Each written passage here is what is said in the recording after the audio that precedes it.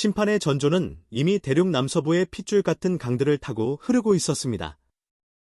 구이저우성, 30년 만에 찾아온 대형수는 도시의 심장부를 집어삼켰고 현대적인 쇼핑몰의 1층과 지하는 거대한 흙탕물 수조로 변해버렸습니다. 고속도로 교량이 엿가락처럼 휘다못해 붕괴하며 거대한 트럭 한 대가 아슬아슬하게 공중에 매달리는 기이하고도 끔찍한 광경이 펼쳐졌습니다. 구조대의 무전기에는 200건이 넘는 절규에 가까운 구조 요청이 빗발쳤고 그들은 보트와 밧줄의 의지의 아비규환의 현장에서 84명의 생명을 간신히 건져 올렸습니다. 하지만 이것은 거대한 비극의 서막에 불과했습니다. 그 누구도 이 재앙의 본편이 중국의 심장부, 정치와 경제의 중심지인 베이징에서 펼쳐질 것이라고는 상상조차 하지 못했습니다. 그리고 마침내 7월 24일 오후 베이징의 하늘에 거대한 댐이 무너져 내렸습니다. 태풍 독수리와 카눈이 필리핀에서부터 끌어모은 엄청난 양의 수증기가 타이앙 산맥과 옌산 산맥이라는 거대한 벽에 부딪히면서 역사상 유례를 찾아볼 수 없는 대기권 강을 형성한 것입니다. 단 3분.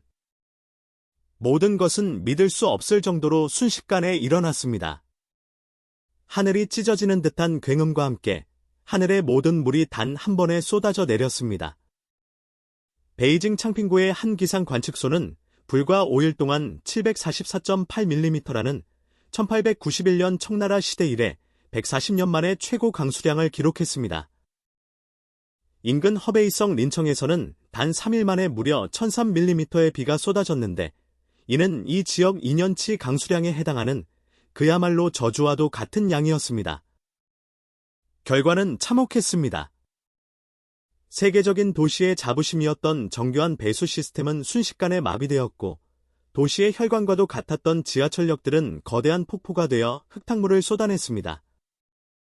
도로 위의 자동차들은 장난감처럼 둥둥 떠내려갔고 도시 전체가 거대한 흙탕물 바다로 변했습니다. 현대 문명의 오만이 흙탕물 아래로 무력하게 가라앉는 순간이었습니다. 북쪽의 수도가 물에 잠겨가는 바로 그 시각, 수천 킬로미터 떨어진 남쪽의 산샤댐에서는 또 다른 비극이 벌어지고 있었습니다.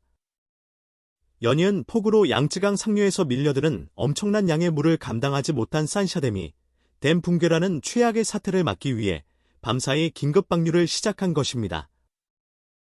이것은 하류 지역 수억 명의 주민들에게 내려진 사형 선고나 다름없었습니다. 댐이 쏟아낸 엄청난 양의 물은 이미 불어난 강물과 합쳐져 거대한 쓰나미가 되어 하류의 도시들을 덮쳤습니다. 홍수를 막겠다던 거대한 강철의 신은 이제 자신의 아이들을 삼키는 괴물이 되어버렸습니다. 북쪽에서는 140년 만의 폭우로 수도가 마비되고 남쪽에서는 산샤댐의 긴급 방류로 수많은 도시들이 침수되는 그야말로 끔찍한 이중의 지옥도가 펼쳐진 것입니다. 이 끔찍한 재앙은 과연 피할 수 없는 천재였을까요?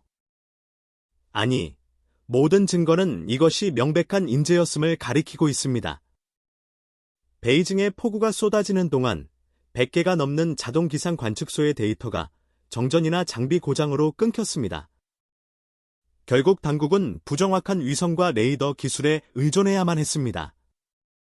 난징 수리과학 연구원의 전 원장 장제니는 중국 농촌 지역의 수많은 숨은 관측소들이 사실상 폐허처럼 방치되어 있으며 홍수가 나면 장비와 함께 휩쓸려가 통제 불능 상태가 된다고 털어놓았습니다. 썩어버린 관측망. 또한 캘리포니아 대학의 기후학자 샤오순의 2020년 연구 보고서는 이미 베이징이 중국 동부에서 침수 위험이 가장 높은 6개 도시 중 하나라고 경고했습니다. 그는 북부 도시들의 열악한 배수 시스템, 부족한 하천 네트워크, 불투명한 녹지 공간 계획이 갑작스러운 폭우에 극도로 취약한 상황을 만들었다고 지적했습니다. 오만으로 가득 찬 도시 계획. 1980년대 남부로 이동했던 중국의 주 강우대가 21세기 들어 다시 북쪽으로 이동하고 있음에도 불구하고 북부 지역의 홍수 대비는 여전히 안일했다는 비판이 쏟아지고 있습니다. 결국 이 모든 것이 합쳐져 140년 만에 최악의 재앙이라는 끔찍한 결과를 낳은 것입니다. 파국적인 재앙 앞에서 중국 정부는 뒤늦게 총력 대응에 나섰습니다. 시진핑 주석의 긴급 지시 아래 인민의 반군과 무장경찰 수십만 명이 재난 지역으로 급파되었고 국가발전개혁위원회, NDRC와 재정부는 후난, 허난, 스천 등 피해 지역의 복구를 위해 5억 위안, 약 940억 원, 이 넘는 긴급자금을 투입했습니다. 이미 태풍 피해 복구를 위해 최소 69억 위안, 약 1조 3천억 원을 쏟아부은 직후였습니다. 이는 그야말로 천문학적인 액수였지만 대륙 전체를 집어삼킨 거대한 재앙의 규모에 비하면 턱없이 부족했습니다. 하지만 이러한 필사적인 몸부림은 이미 늦어버린 사후약 방문이라는 싸늘한 비판에 직면하고 있습니다. 수십 년간 방치되어 썩어 문드러진 재난 감시 시스템과 부실한 도시 계획이라는 근본적인 문제는 외면한 채 이제 와서 돈과 인력을 쏟아붓는 것은 그저 터져버린 상처에 급하게 붕대를 감는 땜질식 처방에 불과하다는 것입니다. 재난 지역의 생존자들은 절규하고 있습니다. 수조 위안을 들여 댐을 짓고 우주선을 쏠 돈은 있으면서 우리 마을에 낡은 제방 하나, 고장난 경보 시스템 하나 고칠 돈은 없었단 말인가. 정부의 뒤늦은 대응은 성남 민심의 불길에 기름을 붓는 격이 되고 있습니다. 그들의 총력 대응은 국민의 생명을 구하기 위한 것이라기보다 붕괴 직전의 체제를 지키기 위한 마지막 몸부림처럼 보인다는 목소리가 높아지고 있습니다. 현재 베이징과 중국 전역의 구조 작업은 필사적으로 진행되고 있지만 피해 규모는 상상을 초월합니다. 2012년 79명의 목숨을 앗아간 홍수를 아득히 뛰어넘는 1964년 이후 중국 북부 최악의 홍수로 기록될 것이 확실시됩니다. 하지만 공포는 여기서 끝나지 않습니다. 기상 전문가들은 기후변화로 인해 이러한 극단적인 폭우가 앞으로 더욱 빈번하고 강력해질 것이라고 경고합니다. 지금과 같은 시스템으로는 더 큰 재앙을 막을 수 없다는 것입니다. 정말이지 믿을 수 없는 전 세계를 충격과 공포로 몰아넣은 소식이었습니다.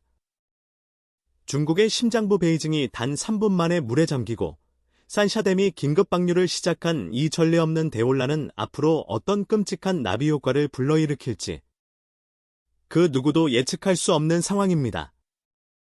저희는 이 충격적인 사태의 전말을 끝까지 추적하여 여러분께 가장 먼저 전달해 드릴 것을 약속드립니다. 오늘 저희가 준비한 속보는 여기까지입니다.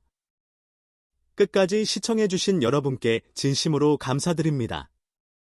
역사의 흐름이 뒤바뀌는 이 중대한 순간, 저희 채널은 여러분의 눈과 귀가 되어 가장 빠르고 정확한 정보를 전달하겠습니다.